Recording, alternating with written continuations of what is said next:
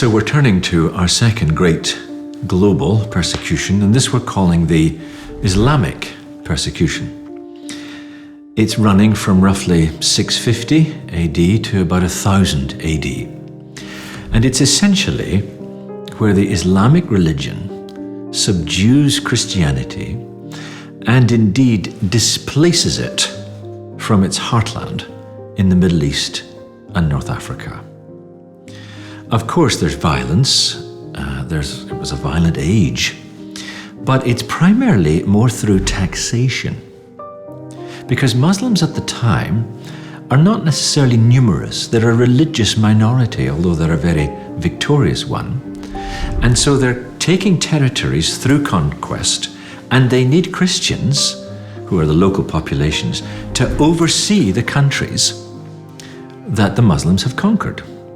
So their primary tactic, as we say, is to control these other religions through the use of taxation. They do not kill the majority of Christians. These bloodthirsty jihadists have it all completely wrong. You conquer best by creating a society where the daily practice of the faith, that is the rival faith, becomes gradually impossible over time. And so they set up societies where Christians had to pay more taxes on their property, and you become seriously disadvantaged economically. And there are other laws as well that confirm this second-class status. Robert Louis Wilkin writes, "In the early years, relations between the Christian communities and the Muslim rulers remained cordial, but gradually, as Muslim rule reached into more areas of society, the Christians found their freedom restricted and their activities more closely regulated. For example, the Muslim governor took an interest in the election of bishops, and in particular the election of the Coptic patriarch. In one case, when the patriarch Isaac from 669 to 692 was asked to consecrate a bishop for Ethiopia, he replied, "I cannot ordain a bishop for you without the command of Amir, the governor of the land of Egypt." In the 8th century, a series of laws were passed requiring the use of Arabic in public documents. And this was part of a long-term emphasis on Arabizing the conquered lands. And Christians were put into a state of what is called dimitude, ostensibly protected, but essentially rendered second class by a host of different rules. They had to dress differently. You had to show deference to Muslims whenever you encountered them. In court, your testimony was not regarded as significant as that of a Muslim. And so over time, this second-class status became harder and harder to stomach, and it begins to change the balance of who belongs to what religion. There's quite a famous sociologist of religion called Rodney Stark, and he's well known for a theory of conversion. It's a social theory of conversion, so-called.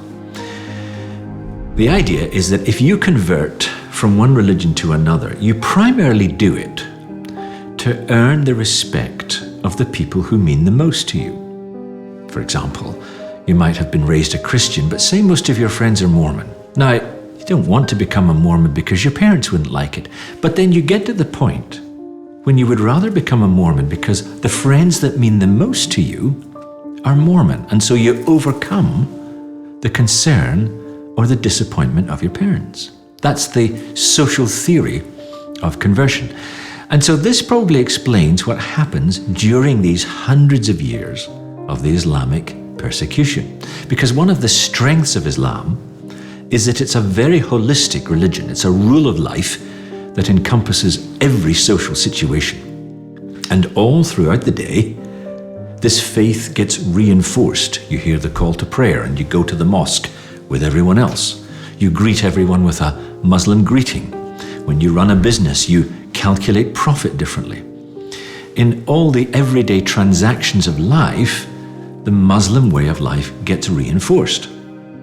Now, In contrast, if you are a Christian in this context, every day then, you have to choose to be a Christian, and you face 100 humiliations if you remain a Christian. So socially speaking, there very often comes a point where it just becomes too hard to keep standing out. Weariness sets in, and then all of a sudden, it becomes the easiest thing in the world to move away from Christianity and embrace the Muslim faith. So by the 11th century then, Christianity is a struggling minority because most Christians have essentially decided to convert to Islam. And so, the consequence is the Christian faith is now a minority in its own heartland.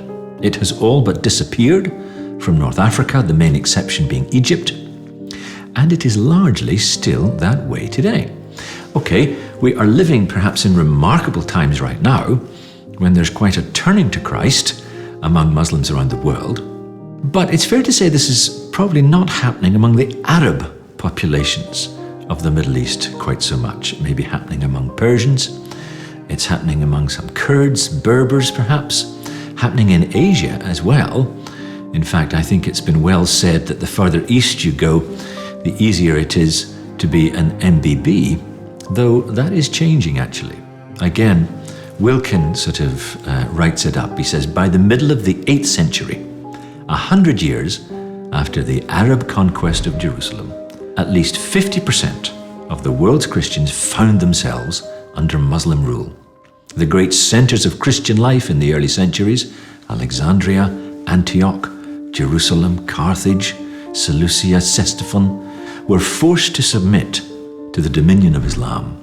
Many of the major figures in the early Christian history, including Origen, Cyprian, Athanasius, Augustine, Cyril of Alexandria, and Isidore of Seville, lived in cities conquered by the Muslims.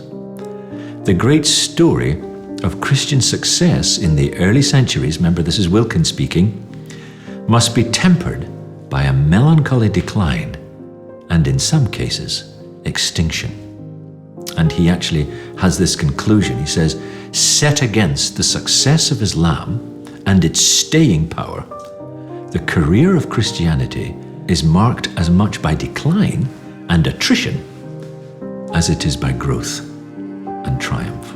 Now, many argue that the Copts of Egypt are the exceptions to this, and they claim to be perhaps 10, 14, 16 million in Egypt today. And that's around 10% of the population of Egypt, and they constitute the vast majority of Christians in the Middle East today. They're very much a part of the fabric of Egyptian society. If you drive around Cairo, you'll see large Coptic churches, including a cathedral that can seat 5,000 worshippers. And the Coptic Pope is a well-known figure in the society.